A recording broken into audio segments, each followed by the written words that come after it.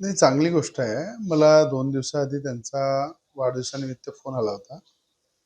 हे पण बोलले, की "मी मुंबईला आहे. जर मी अमरावतीत असतो, तर मी घरी आलो असतो." तर त्याबद्दल मी त्यांचे धन्यवादही मानले आणि त्यांना सुद्धा मी शुभेच्छा तेव्हाच देऊन दिल्या होत्या. कारण की ज्या पद्धतीनं एकनाथ शिंदे साहेबांनी सुद्धा 8-10 दिवशी माझं त्यांचं बोलणं झालं. त्यांनी मला विचारलं होतं.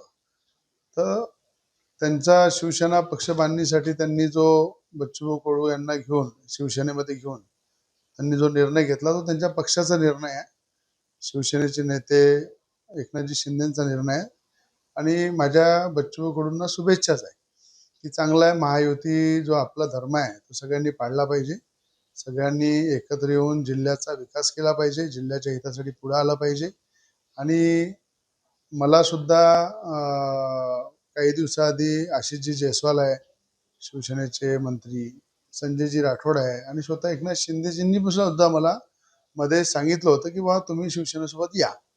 पण मी त्यांना सांगितलं होतं, मी निष्ठेने देवेंद्र फडणवीस साहेबांचा कार्यकर्ता आहे आणि देवेंद्र फडणवीस साहेबांसोबतच मी आपलं राजकीय शेवट जो आहे, म्हणजे राजकारणामध्ये जर मी आहे, तिथपर्यंत निष्ठेने राज्याचे मुख्यमंत्री देवेंद्र फडणवीस साहेबांसोबतच राहील.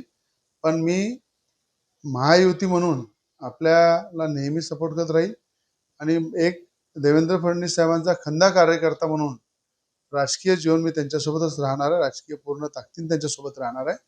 म्हणून मी तुमच्याकडे येऊ शकणार नाही. पण आपल्या महायुती धर्मामध्ये नेहमी आपण सोबत राहून काम करू, अशा पद्धतीने मी सुद्धा म्हणजे माझ्याबद्दलही त्यांची इच्छा होती, की माझ्यासारखा कार्यकर्ता यांच्यावर आला पाहिजे. माझ्यासारखा कार्यकर्ता मला अनेकदा आशिषजी जयस्वालजींनी सांगितलं, संजय राठोडजींनी सांगितलं, स्वतः एकनाथ शिंदे साहेब जेव्हा भेटले तेही स्वतः त्यांची इच्छा होती.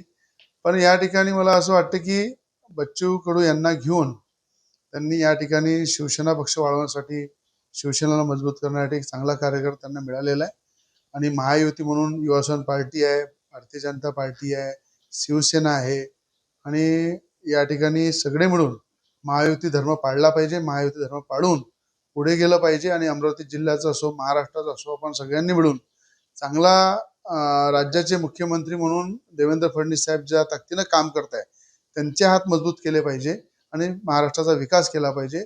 याबद्दल बच्चू कडू यांना माझ्या शुभेच्छा. लोकसभा आणि विधानसभा निवडणुकीमध्ये दोघांनी एकमेकांवर टीका-टिप्पणी केली की आता महायुतीमध्ये सोबत काम करावं लागणार आहे, कसं पाहता? असं आहे, राजकारणामध्ये कुठलंही काही असं टोकाची भूमिका नसते.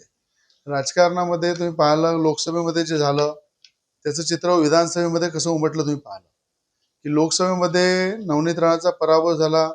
त्याच्यामध्ये कोणी कोणी कोणाकोणाचा सिंहाचा वाटा होता हे जनतेला माहीत होतं आणि त्या सिंहाच्या वाट्यामुळं सगळ्यांचा हिशोब जनतेने घेतला आणि त्याच्यापासून सगळ्यांना शिकायला मिळालं, की एखाद्या विकासासाठी लढणारा नेता त्याला जर आपण थांबवतो, त्या थांबवल्यानंतर काय परिस्थिती होते याचं जिवंत उदाहरण अमरावती जिल्ह्याच्या जनतेने प्रत्येक विधानसभेमध्ये दाखवून दिलं आहे.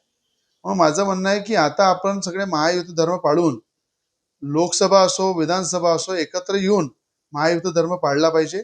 राज्याचे मुख्यमंत्री देवेंद्र फडणवीस साहेब ज्या ताकदीनं काम करताय त्यांचे हात मजबूत केले पाहिजे आणि त्यांच्या विकासाच्या जो योजना आहे त्या लोकांपर्यंत पोहोचल्या पाहिजे. या उद्देशाने सगळ्यांनी काम केलं पाहिजे. म्हणून मी तरी माझ्या राजकीय जीवनामध्ये निष्ठेने राजकारणामध्ये जिथपर्यंत आहे तिथपर्यंत देवेंद्र फडणवीस साहेबांचा कार्यकर्ता म्हणून काम करतो. बच्चू कडू आणि या रविराण यांच्यात दिल जमाई झाली असं म्हणायला हरकत आहे आता काय?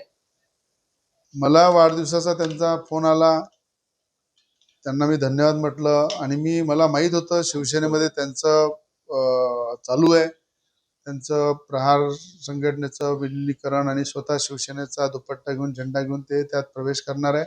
त्याबद्दल मी त्यांना शुभेच्छा दिल्या तेव्हाच, की बाबा चांगला निर्णय घ्या तुम्ही. आणि मला असं वाटतं राजकारणामध्ये वेळेनुसार आणि मला वाटतं आधी ते शिवसैनिक होतेच आणि शिवसेनेमध्ये गेले, त्याबद्दल त्यांचं अभिनंदन आहे. आणि राजकीय वैर हा कायम कधी नसते. महायुती धर्म सगळ्यांनी पाळला पाहिजे. महायुतीच्या धर्मावर युती धर्म पाळला, पूर्ण ताकदीने आम्ही काम करू आणि विकासाचं विजन घेऊन समोर जाऊ.